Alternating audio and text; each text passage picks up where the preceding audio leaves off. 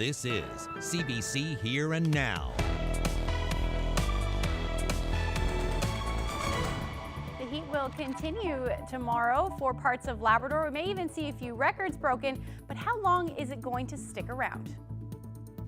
The reaction is basically shock and sadness. When it's in your own community, that's magnified tenfold. In our communities here, they're so close, and all those kids go to school together. One teenager is dead and another has serious injuries. Communities on the Northeast Avalon come to grips with a tragic two-vehicle crash involving local students. She drove all the way to St. John's from Lewisport for a two-day craft fair. Then, a not-so-sweet surprise. I'm Katie Breen, and I'll tell you about a scam circulating online. Good evening and welcome to Here and Now. I'm Anthony Germain. And I'm Carolyn Stokes. We begin tonight with a tragic weekend crash on the Northeast Avalon.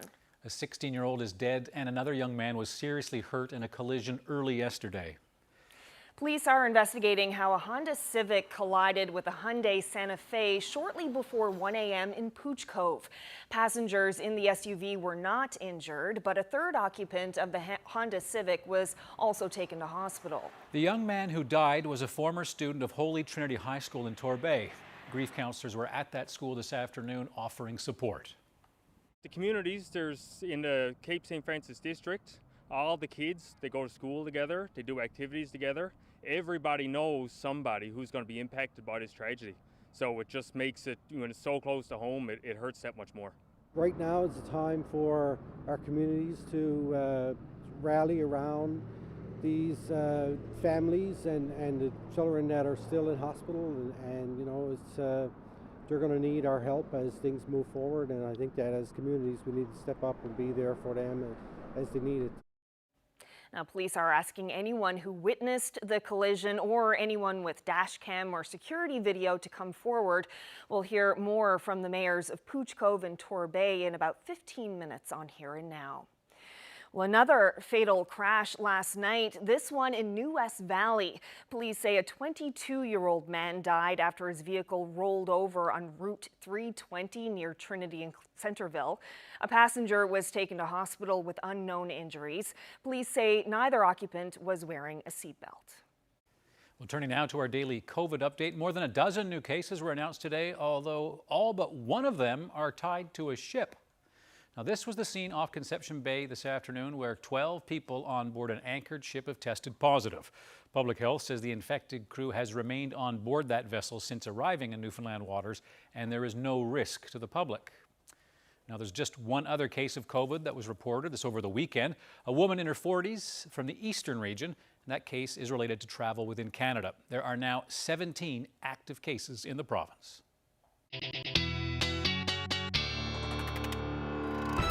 Well, the fifth named storm of the hurricane season has developed. Tropical storm Elsa now over Cuba, headed towards Florida as we head through the overnight tonight.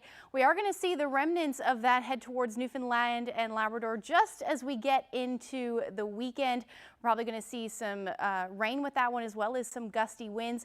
And but I'll certainly keep an eye on that one over the next couple of days. But taking a look at the winds so far today, gusts anywhere from 30 to 50 kilometers per hour in some areas, and it's going to be windy over the next couple of days as this ridge of high pressure to the south and that low to the north battle it out. So we are going to see some windy conditions as we head through the day tomorrow, with gusts between 40 and 50 kilometers per hour, and even more so as we head into Wednesday with those winds upwards of 60 to 70 kilometers per hour. So I'll nail all that down for you when I come back.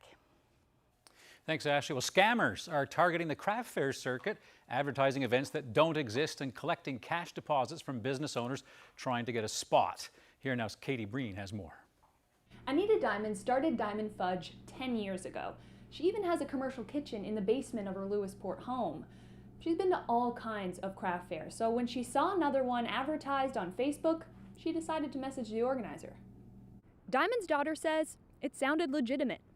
They had done their homework, and there was nothing in any of the conversations back and forth with the questions that Mom was asking or the questions that they were asking Mom that would have made her stop to think, okay, there's something not right here. Diamond spent weeks preparing, baking, cutting, wrapping, storing hundreds of pieces of fudge, 20 different flavors.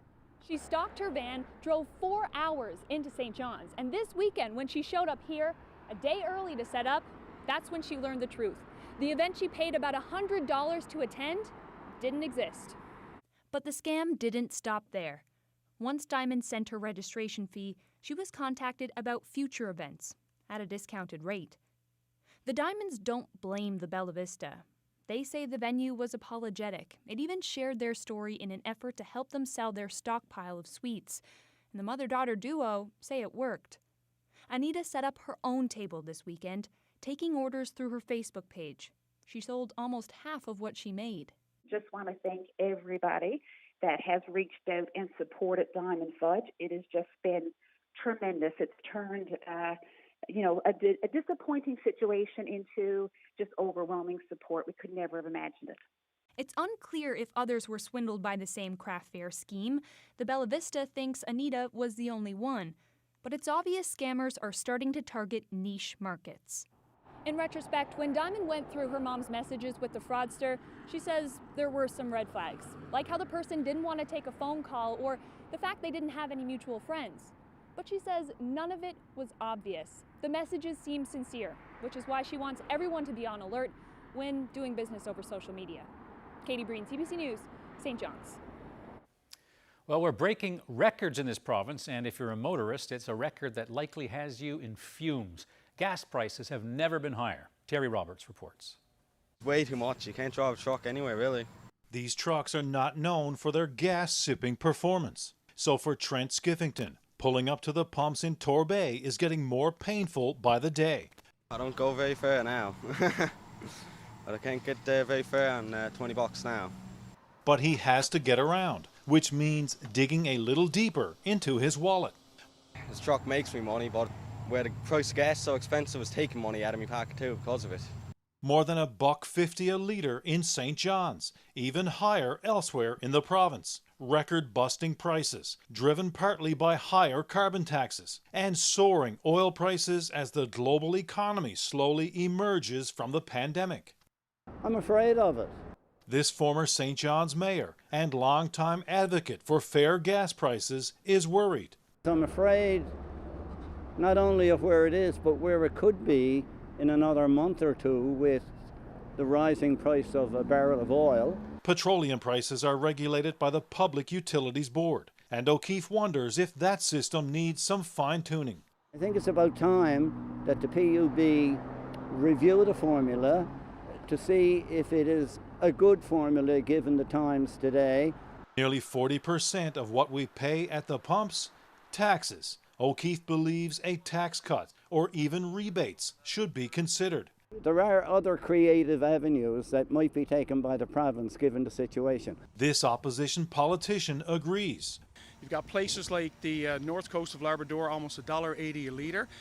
So we feel that there's an immediate position here needs to be taken to ensure that the price of gasoline is either lowered or that people can understand that they'll get a rebate at the end of it. So if there's money out of their pockets now, they'll get reimbursed at the end of the day so it doesn't change their lifestyle. But in an oil-producing province, it's a two-sided issue. I'd love to see the price of a barrel go up because of what it does for the provincial economy, but we hate to see the price of a barrel go up because of the way that it hits us at the pump.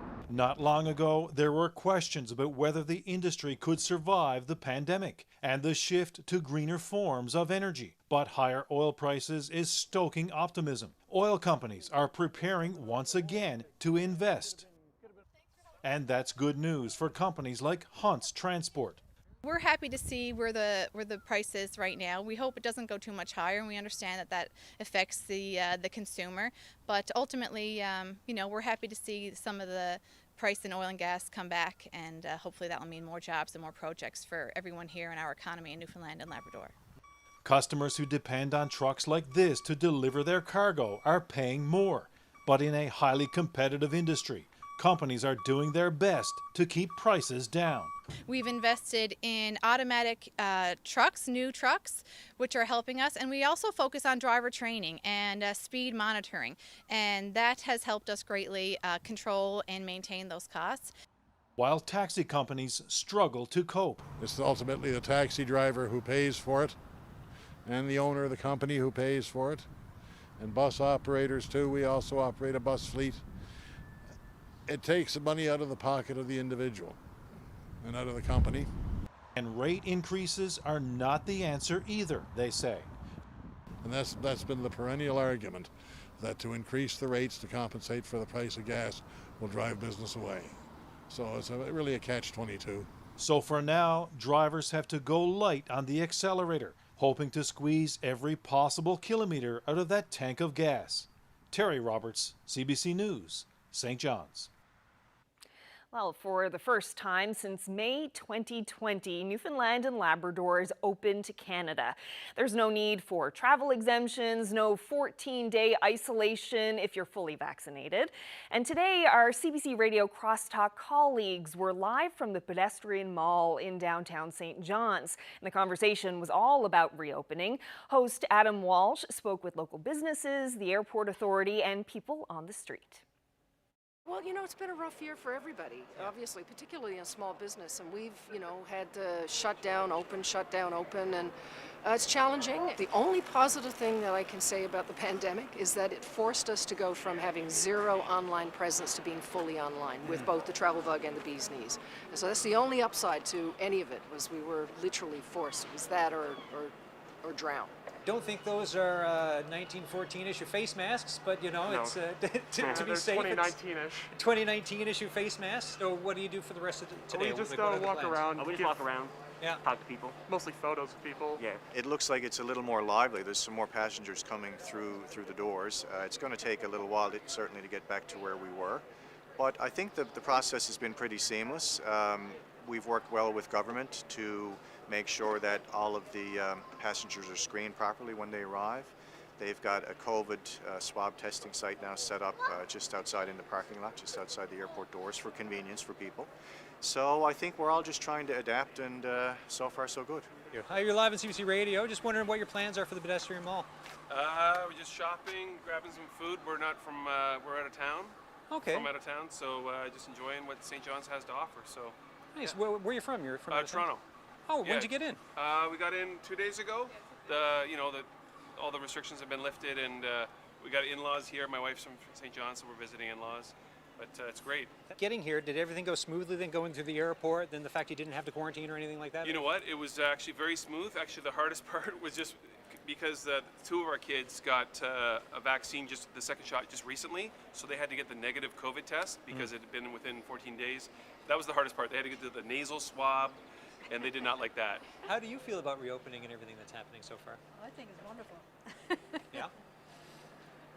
Yeah, no, certainly. I mean, it's great to be able to have some sense of normalcy again, and get back to the way, say, things used to be, as much as it can be anyway. Nice. Yeah. Well, another sign of normalcy, the recreational cod fishery opened on Saturday. Lots of people out trying to catch cod in the annual food fishery. Yes, we caught up with 3 people on Saturday who were out on the water. Take a look.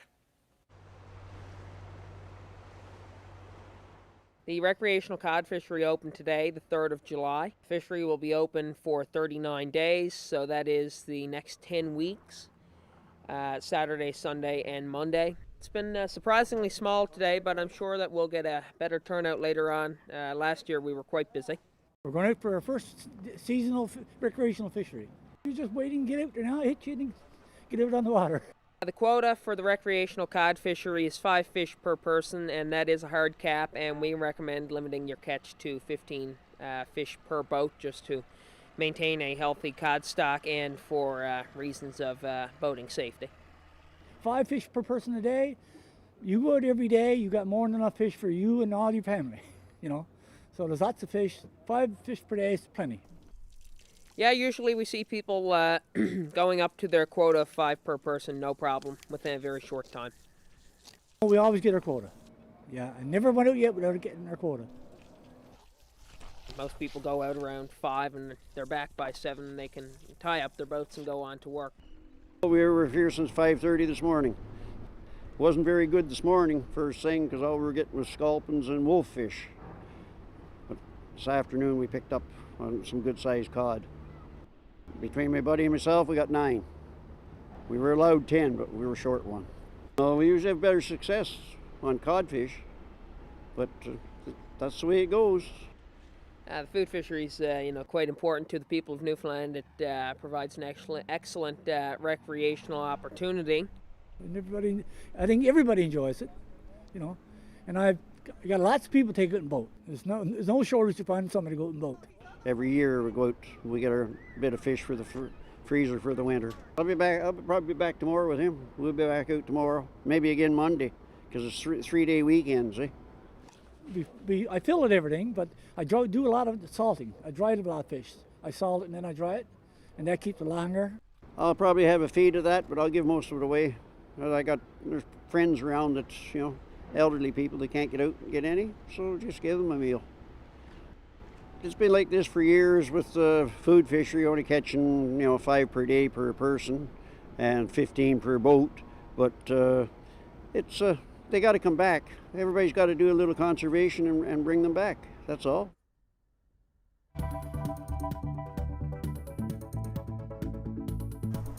Rain, drizzle and fog couldn't stop people from showing their appreciation for World War II veterans. We have 12 veterans from the ages of 95 to 102 years old who are being picked up in these beautiful cars. I'll have the details about Friday's motorcade coming up on Here and Now.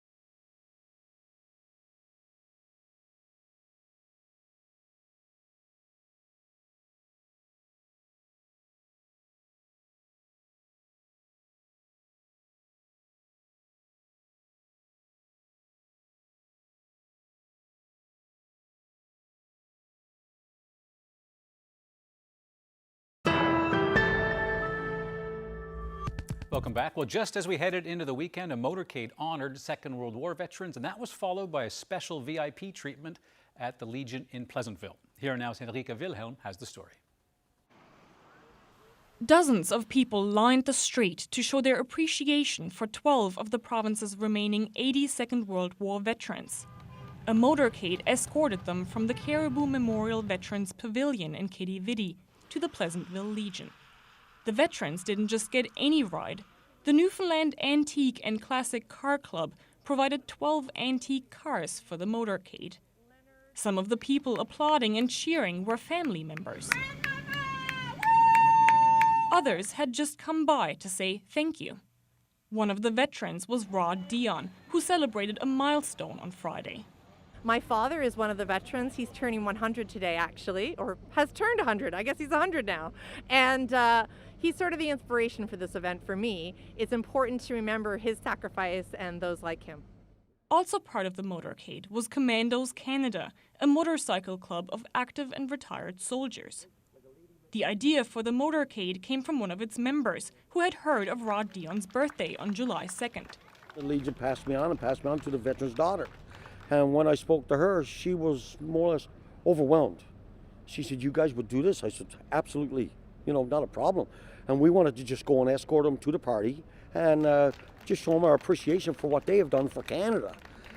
The goal of the event was to honor the remaining veterans of the Second World War in this province and their service. There's still a few people around on the parking lot who came to honor the veterans. The last veteran was just dropped off at the Legion, but for them the night is long not over. They have music, food and speeches honoring them ahead. Because without the veterans nobody would be here. They went to war and fought for everybody, and now we're trying to give them back something for respect for what they done for us. Henrike Wilhelm, CBC News, St. John's.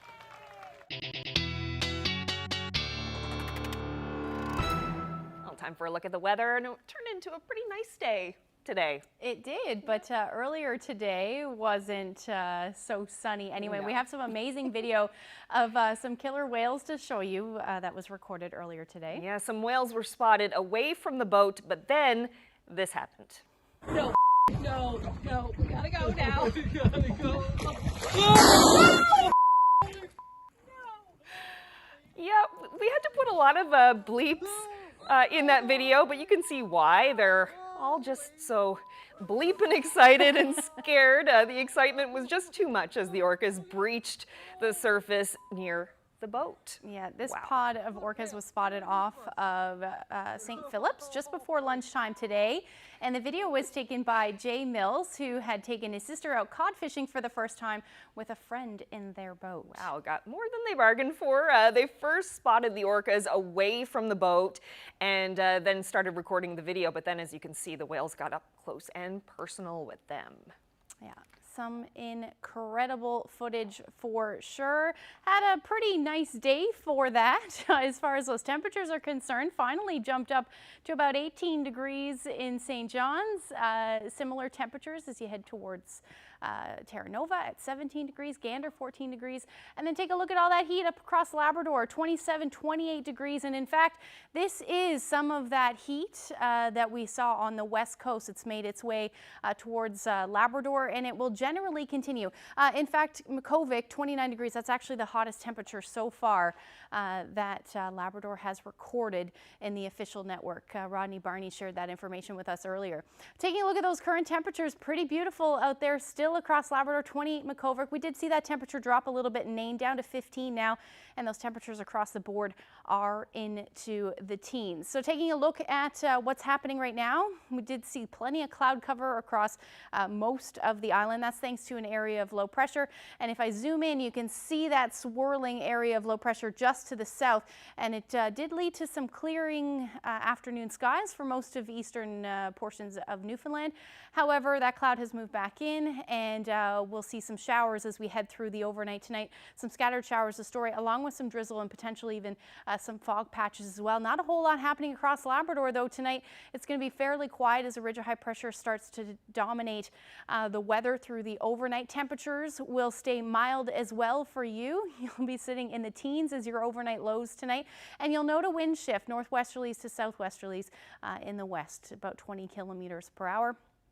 As far as the island goes, that temperature will be sitting somewhere between 10 to 11 degrees, a little cooler for the northern peninsula, hovering around 7 degrees for St. Anthony, and those winds generally out of the southwest or west between 20 to 40 kilometers per hour. Now, winds are going to ramp up as we head through the day tomorrow. We've got a ridge of high pressure to the south. That is going to keep things quiet through the day tomorrow. We'll see some lingering cloud cover, maybe a few showers or some drizzle in the morning. Then that'll clear out as that ridge moves in. But then we've got an area of low pressure moving to the north, and that means that we're going to see some windy conditions develop as the afternoon rolls around. And then that chance of showers will roll across Labrador as well. Heaviest showers will likely stay to the north, but that chance of showers will still roll through as we get into the afternoon. And then note what happens in behind that. Some colder air on the back side of that.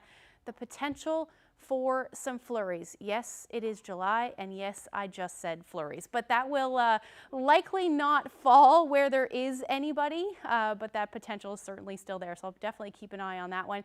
As far as the island goes, we're going to see that chance of showers develop as we get into the evening hours, so you'll see your increasing cloud. As far as tomorrow's temperatures go, going to be much nicer than today, up to about 22 degrees in St. John's. Like I mentioned, those winds will be a little bit breezy out of the southwest, 30 to 50 kilometers per hour. But once you get towards Clarenville, Bonavista, into the mid-20s, even towards central, that's where some of that heat is going to sink south.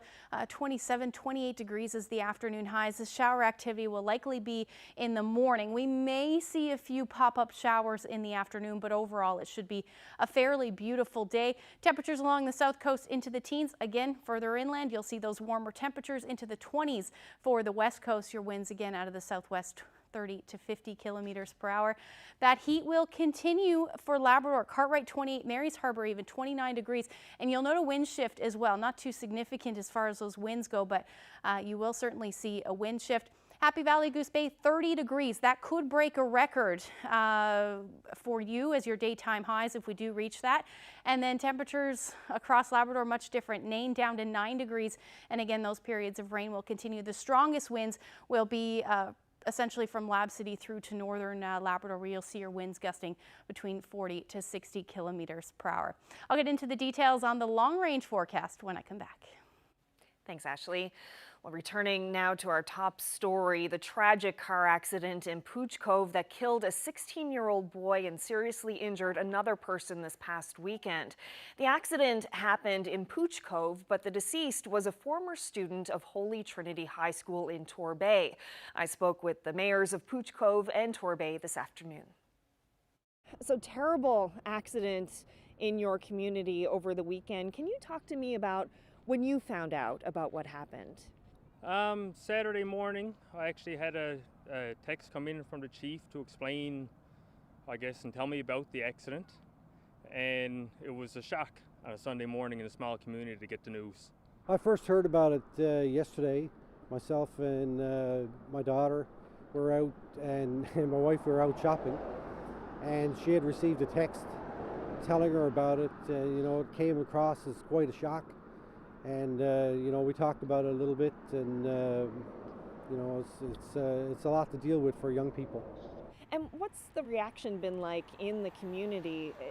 I'm sure people heard the sirens that night. It's such a small town. The reaction is basically shock and sadness. Is the reaction to any accident you hear about in Newfoundland, no matter where it's to. If it's your own community or not, it's always shock and sadness.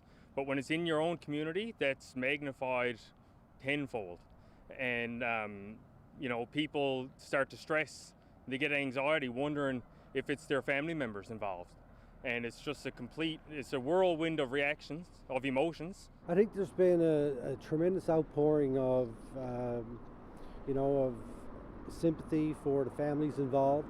Particularly the mom of that young boy that passed away.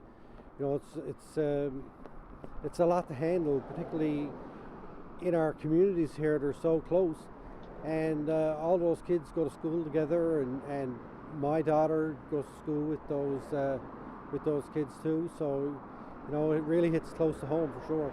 In the Cape St. Francis district, all the kids, they go to school together, they do activities together. Everybody knows somebody who's going to be impacted by this tragedy. So it just makes it, when it's so close to home, it hurts that much more.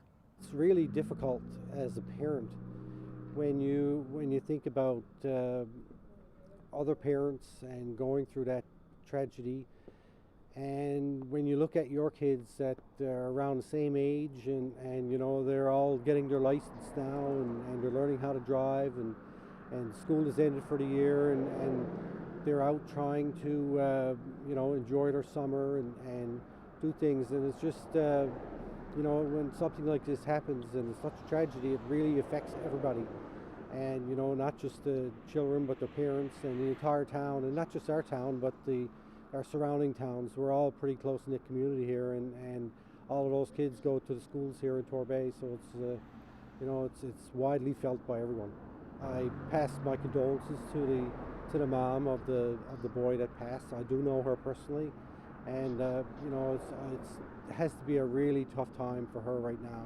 And you know, I would just say that you know, at a time like this, the community needs to come together and provide supports for everyone. And you know, I was so happy to see the schools open today to provide some guidance and counselling and you know, just a place for these young people to go and spend some time with each other and talk about what's happened. And it's always terrible when a life is lost like that, but in particular when it's someone so young, to lose someone of that age in their teens.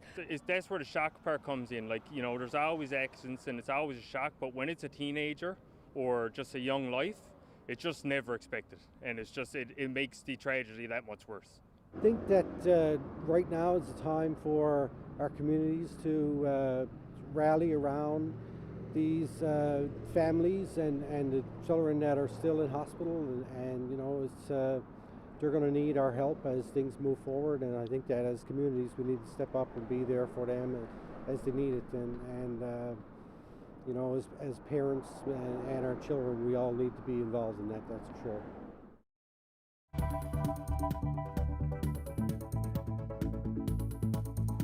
Farley Mowat came into Epworth in a fog in 1960. Floating after Farley Mowat. Coming up after the break, a local filmmaker and producer sets sail to follow in Farley's wake. CBC's Chrissy Holmes will bring us that story.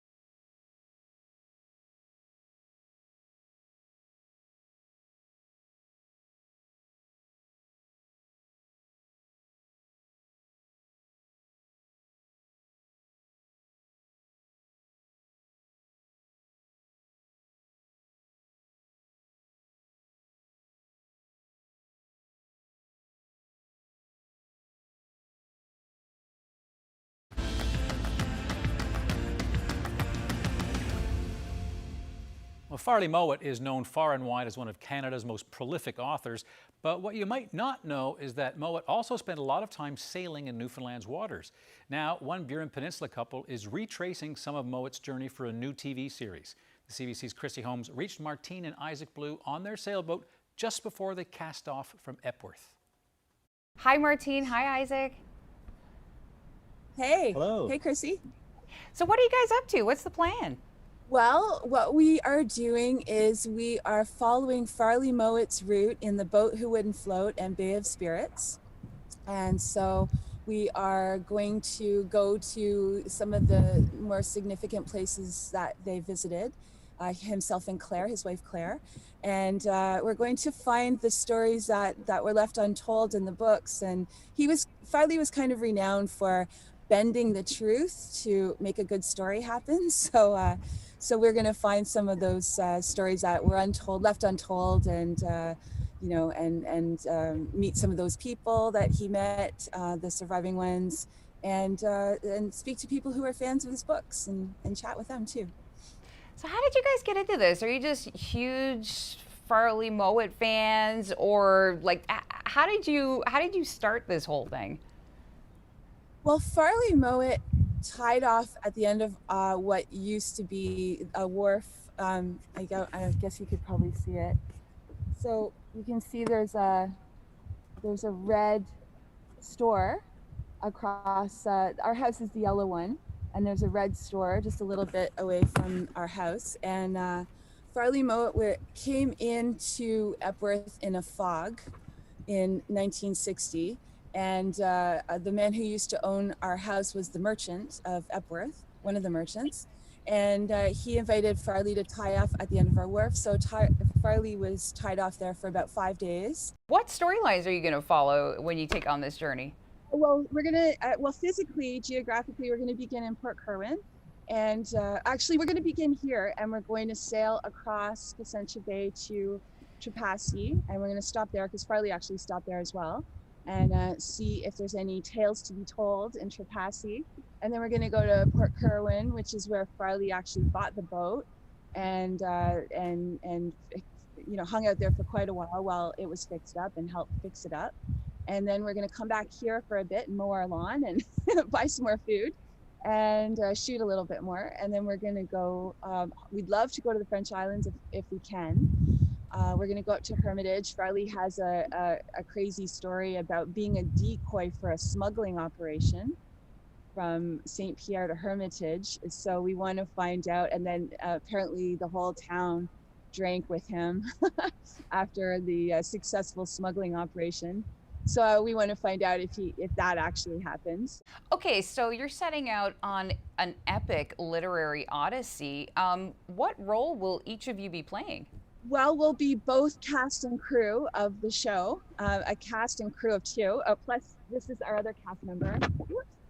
This is Finsky, so she's gonna be along for cuteness. I will be taping as we go, and Isaac is our drone specialist, so he'll be doing the drone work, and I will be crew to the voyage. Isaac, maybe I can ask you this: like, what have you learned about what he was like as a captain and how Farley Mowat ran his ship? The Boat That Wouldn't Float, after reading that and just really intrigued me about the coastline and seeing like where Farley had his ventures and seeing where all these places took place. But just the adventure of getting to these places and sailing to these places is going to be a great challenge, and I've learned a lot over the past probably 6 months with going over the charts with all the harbors and that, and just prepping the boat. By the sounds of it, you could end up with another book after this journey is done. What are you going to do with all this material? Well, all the material. Well, there'll be 6 episodes to the show. So the material will end up there, and we have thoughts of maybe repackaging it too, to for another purpose at some point. But I also am taking inspiration from Farley. I aspire to write a book myself one day. How excited are you about this? I can't wait to go exploring. It's just gonna be so fun. Sea of adventures.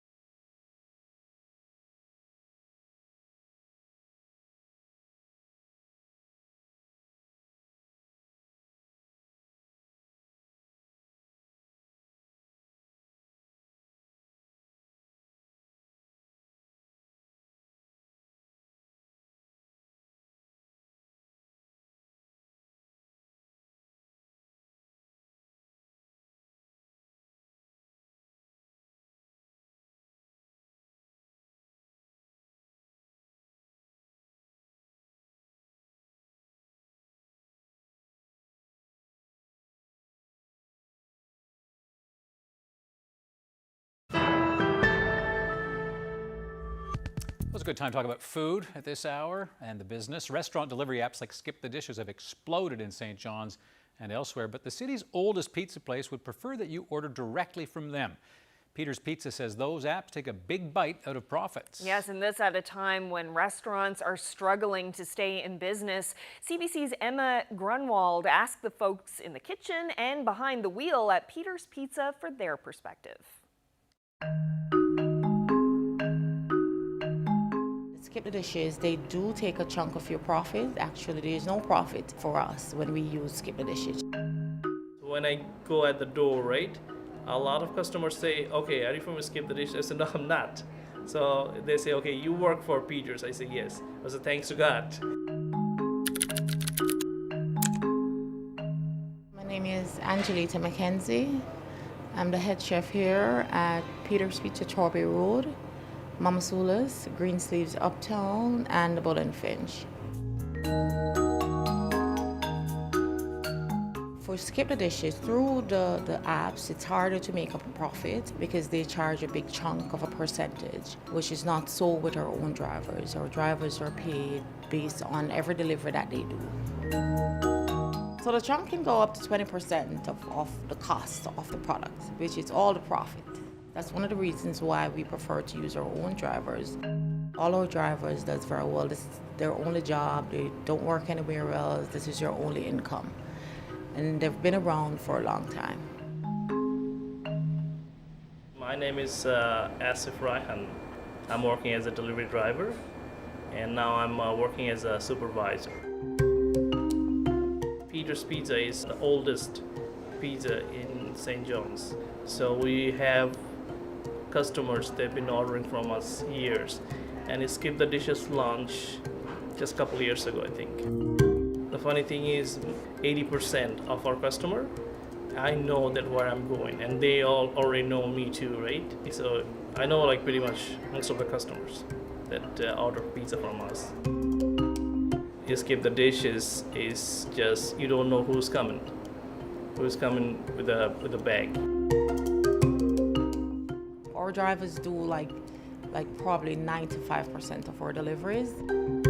We have been established, we were using our own drivers for years. So our customers know that they can dial 738-8888 and they can go straight to Peter's Pizza. But a lot of these businesses around, they never had that option. Not a problem. The fact that we've been established for a long time, that's one asset. We've had this delivery service in place before the lockdown, in comparison to other businesses who just started out delivery and pickups when the lockdown happened. We 100% sympathize with the business who can't do better. The restaurant industry is not doing very well with the app or without the app. The app is taking your profit, all your profits. So you're basically just surviving until things get back to normal.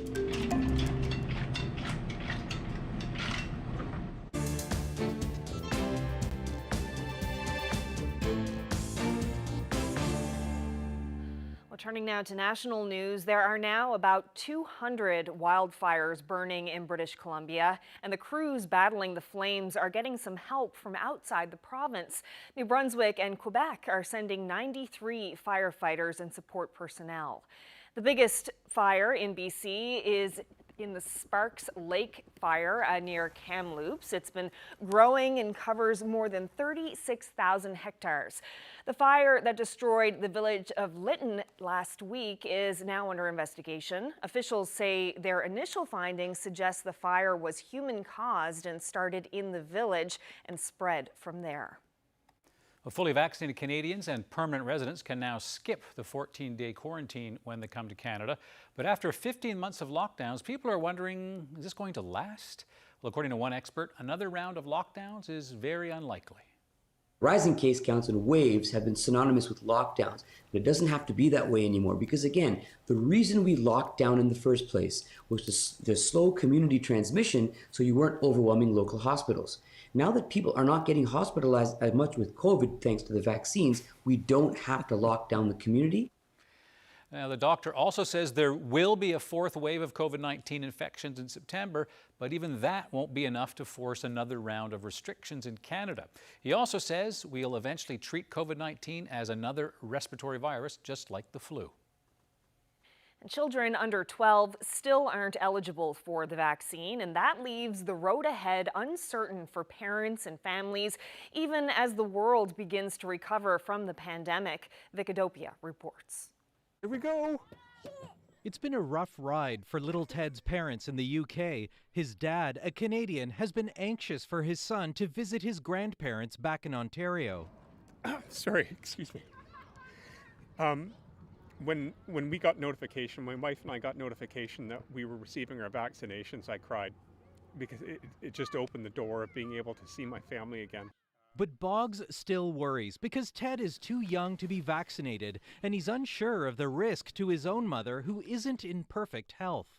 For both my dad and my mom, the first thing they're going to want to do is hug them, so we're just going to have to try to manage those situations as best we can.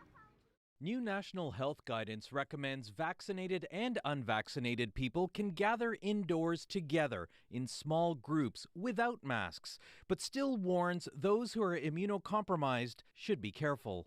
Kids will be protected indirectly by having the adults in their world protected. So, for example, they can safely see grandparents who have had both doses of their vaccine because their grandparents are protected anyway. As this theater camp prepares to open its doors, a priority is assuring parents their unvaccinated children will have minimal close contact with others. Each camper gets their own, so we've got 1,500 of these.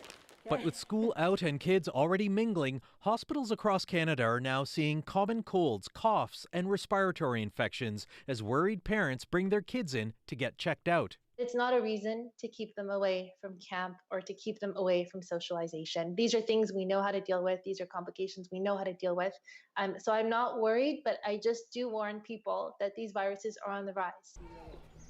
Back in England and planning his trip to Canada, Andrew Boggs vows he'll take every precaution to protect his parents. Vic Adopia, CBC News, Toronto.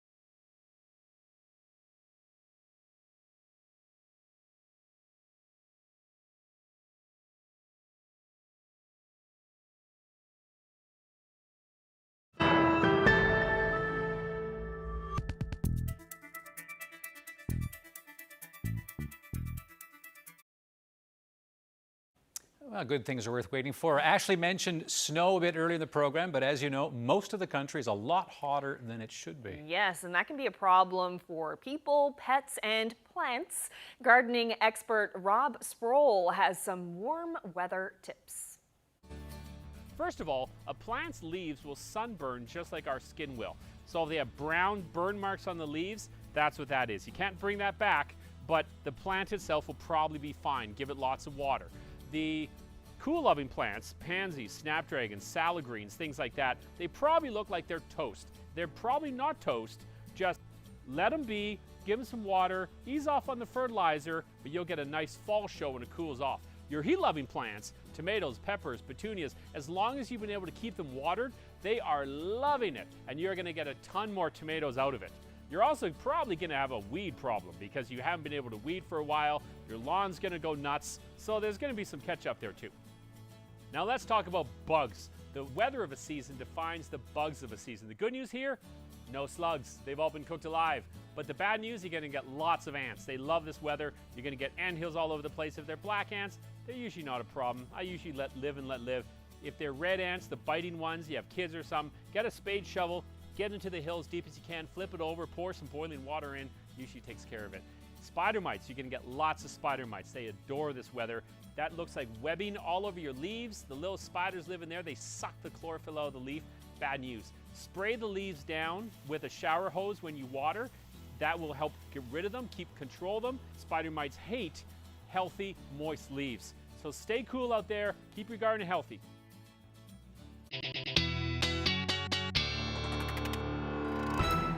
Well, speaking of heat, unfortunately, we're going to say goodbye to that for parts of Labrador as we get into Wednesday. I mentioned that potential for some snow in some parts of Labrador as we start to get into some of that colder air. Now, it's looking like the temperatures are going to stay up overnight, but they're going to cool down certainly as we get into Wednesday in behind that system. Going to bring some unsettled conditions across the island as well, but some of that warmer air will stick around for at least one day. As we get into Thursday, that's when we'll start to see a little bit of a temperature drop. There's that drop I was talking about, 9 degrees in Lab City for Wednesday, 12 in Happy Valley Goose Bay. So you're going to see your numbers drop more than half from what you're feeling tomorrow. And then we're going to continue to see that heat through central Newfoundland. 27 degrees will be your afternoon high through the day on Wednesday. As we get into Thursday, some of that cooler air will sink south. Going to hang on to that chance of showers through central. Some sunshine in the east though, 19 degrees for St. John's. Back into that sunshine for Labrador, and temperatures rebounding as well, 18 to 20 degrees as you head towards Lab West. Looking ahead, we're going to start looking at Saturday. That's when the remnants of what is Tropical Storm Elsa will move in, and we're likely going to see some windy conditions along with some showers as well. 22 degrees will be the afternoon high, it looks like, on Saturday. So we are going to see some humid air with that. That's pretty much going to be the story right through central Newfoundland as well. Friday will be nice though, 21 degrees. And then as we go towards western Newfoundland, you're looking at some showers in the forecast for Friday. Maybe some sunshine as well, but gray skies the story for Saturday, and 21 degrees. Now, at this point, eastern Labrador looks like you're going to stay out of it. The weekend looking fairly nice, or at least the lead up to it. Friday, Saturday, 21, 22 degrees. And then for western Labrador, same thing, but a few showers possible. For Saturday, your temperature's dipping to about 17 as your afternoon high. Wanted to share this photo. Beautiful sunsets this weekend. This was the view from the Millitown Junction there. Thank you to Jill for that. And if you have any weather photos to share with me, send them to nlphotos@cbc.ca. I still can't get over that dip in temperature that's coming for Labrador between Tuesday and Wednesday. That's amazing. Yeah, you start to get those temperatures that come down with that wind shift. Wow. It's insane. Snow? Yeah. No, not everybody's going to see it, but it's still there. It's on the map. It's in our province. Wow. It's in our province. In that's July. Right. Of course. Well, thank you everyone at home for watching tonight. Hope to see you again tomorrow. Good night. Good night.